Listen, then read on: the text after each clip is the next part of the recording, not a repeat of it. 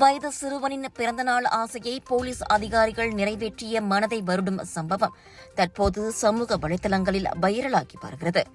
ஓம் என்ற அச்சிறுவன் இச்சிறு வயதிலேயே போலீஸ் அதிகாரிகளை மிகவும் விரும்புபவன். போலீஸ் கார் உட்பட போலீஸ் சம்பந்தப்பட்ட எதுவாக இருந்தாலும் அவனுக்கு கொள்ளை பிரியம். அதனை உணர்ந்த அவனது அத்தை ஓமின் பிறந்த நாளுக்கு ஒரு வித்தியாசமான ஏற்பாட்டை செய்தார். அதாவது அம்பாங் ஜெயா போலீஸ் நிலையத்திற்கு அவசர அழைப்பு செய்து ஒரு குழந்தையின் சிறிய ஆசையை நிறைவேற்றி தருமாறு ஒரு சிறப்பு வேண்டுகோளை வைத்தார்.